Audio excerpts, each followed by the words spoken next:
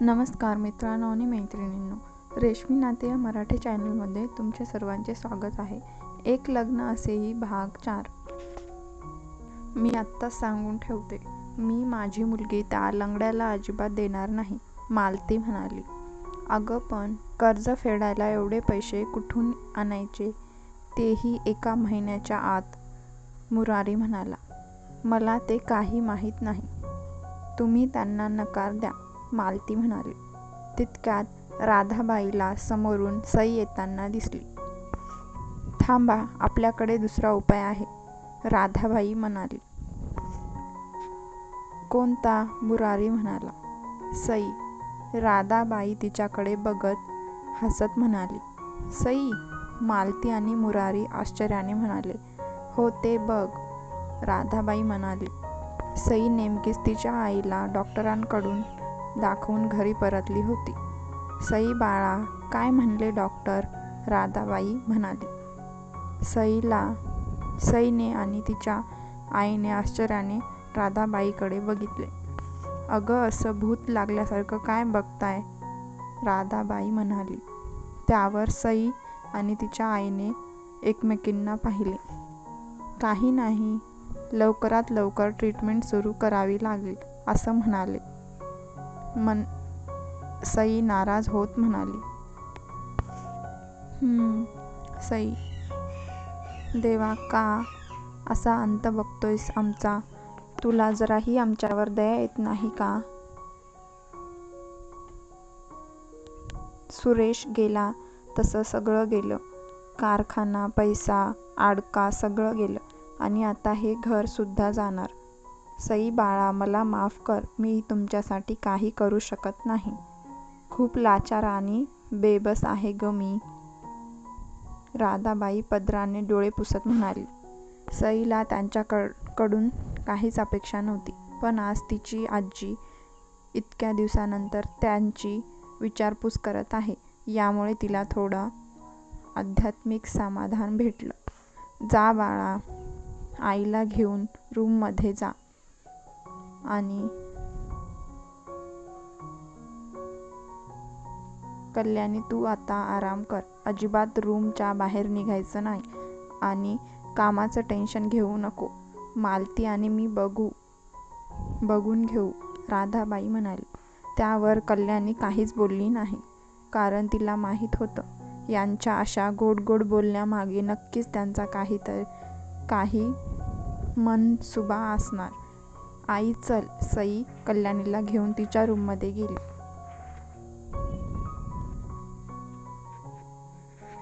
मुरारी, मालती आणि राधाबाई एकमेकांना पाहून पूर्णपणे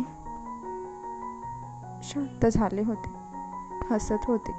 आई, ही पोरगी तयार होईल, मुरारी म्हणाला. नक्कीच होईल, तिला तिच्या आईच्या इलाजासाठी पैसा जो हवाय, राधाबाई म्हणाली.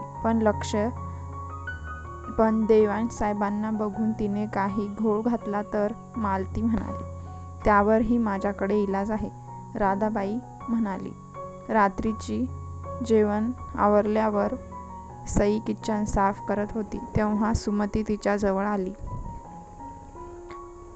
रात्रीचं जेवण आवरल्यावर सई किचन साफ करत होती, तेव्हा राधाबाई तिच्या जवळ आली.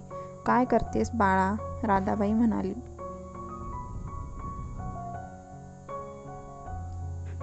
भांडी घासते, सई म्हणाली. असू दे, ते नंतर कर, किती उशीर झालाय आहे, जाऊन झोप, उद्या कर, राधाबाई तिच्या डोक्यावरून हात फिरवत म्हणाली. झालं आजी, बस थोडे राहिलेत, आज कामावरून सुट्टी घेतली होती, उशिरा होईल. सई, हो का? अगं बाळा, अगोदर नाही का सांगायचं? थांब हं, मी मदत करते, राधाबाई कमरेला पदर खोसून म्हणाली. अगं आजी, राहू दे, झालंच आहे, सई म्हणाली. दोघी मिळून करूया, लवकर होईल, राधाबाई म्हणाली. मग सई भांडे घासत होती आणि राधाबाई ती धुवून घेत होती. बाळा, तुला एक विचारू, राधाबाई म्हणाली. काय, सई म्हणाली. कल्याणीच्या ऑपरेशनसाठी खूप पैसे लागणार आहेत, त्यामुळे तू अशी किती ही धावपळ केलीस तरी तुझ्याकडे पुरेशी रक्कम जमणार आहे का? राधाबाई म्हणाली. त्यावर सईच्या डोळ्यात चटकन पाणी आलं. खरंच तर होतं ते. तिने दिवस रात्र एक करून जरी पैशाची जमवाजमव केली असती तरी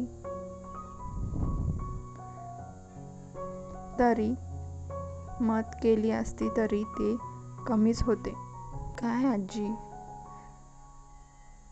सई, तू लग्न कर, राधाबाई म्हणाली. तिने लग्न म्हणताच सईचा चेहरा गोंधळला आणि तिचे भांडे घासणारे हात जागीच थांबले. हो, तुझ्या लग्नामुळे सगळे प्रश्न सुटतील, राधाबाई म्हणाली. दरवाजाच्या आड उभे राहून मालती आणि मुरारी त्यांचं बोलणं ऐकत होते. लग्न? मी समजले नाही, सई म्हणाली. हे बघ बाळा, आपल्या घरची परिस्थिती तुला माहीतच आहे.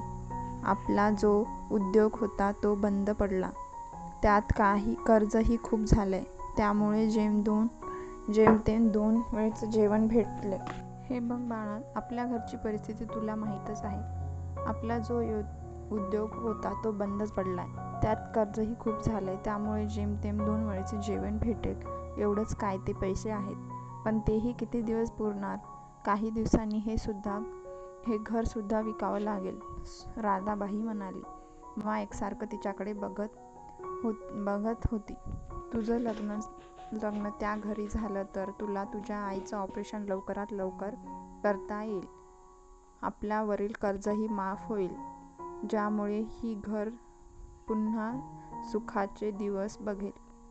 राधाबाई पदराने डोळे पुसत म्हणाली. पण आजी, माझं अजून शिक्षण सुरू आहे, सई म्हणाली. तुला तुझी आई महत्त्वाची आहे की तुझं शिक्षण? अगं बाळा, शिक्षण तर तू लग्न झाल्यावरही पूर्ण करू शकतेस. पण कल्याणीच्या ऑपरेशनसाठी तू कितीही हातपाय मारलेस तरीही इतकी मोठी रक्कम तुला जमवणं शक्य आहे का? राधाबाई म्हणाली. यावर सईच्या डोळ्यात पाणी आलं. खरंच तर होतं ते. तिने कितीही प्रयत्न केले तरी तिच्या ऑपरेशनसाठी तितकी रक्कम जमवणे शक्य नव्हते, हे तिलाही माहीत होतं. पण म्हणतात ना, वेडी आशा बाळगून पैसे जमवण्यासाठी हर एक प्रयत्न ती करत होती. बाळा, विचार कर आणि सांग, राधाबाई म्हणाली आणि निघून गेली. सई तशीच बधीर होऊन तिथे उभी होती. किती वेळ झालं ती रूममध्ये आली नाही म्हणून तिची आई कल्याणी तिला आवाज देत किचनमध्ये आली. मनू, बाळा. कल्याणी. सई तिच्या तंद्रीत उभी होती. मन्या, ए बाळा, काय झालं? कल्याणीने तिच्या खांद्यावर हात ठेवून तिला थोडं हलवलं. सई तिच्या तंद्रीतून लगेच बाहेर आली. मनू, काय झालं राजा? तिचा विचारात हरवलेला चेहरा बघून कल्याणीने काळजीने तिला जवळ घेत विचारलं. अगं काही नाही, भांडी घासत होते, सई पाण्याचा नळ बंद करून म्हणाली. झाली ना? मग चल झोपायला. बघ किती उशीर झाला आहे. कल्याणी तिच्या चेहऱ्यावरूनच हात फिरवत म्हणाली. हो चल, सई म्हणाली. दोघेही रूममध्ये निघून आले. सई तिच्या आईच्या कुशीत दडून झोपली. कल्याणी तिला थोपटत होती. कल्याणीने तिला नीट पांघरून तीही तिला बिलगून झोपली. पहाटे सईला कल्याणीच्या जोरजोरात खोकल्यामुळे जाग आली. कल्याणीला उबाळी आल्याने तिचा खोकला काही थांबत नव्हता. त्यात थंडीचे दिवस असल्याने तिला अजूनच त्रास होत होता. आई, सई गडबडून उठली आणि कल्याणीच्या पाठीवर चोळत म्हणाली. आई, काय होतंय? सई घाबरून म्हणाली. पण खोकला जास्त असल्याने कल्याणीला बोलता येत नव्हतं. आई. सई आता रडायला आली. तिने पटकन उठून पाणी घेतले आणि कल्याणीला दिले. अरे देवा, सुरू झाली या बाईची कटकट.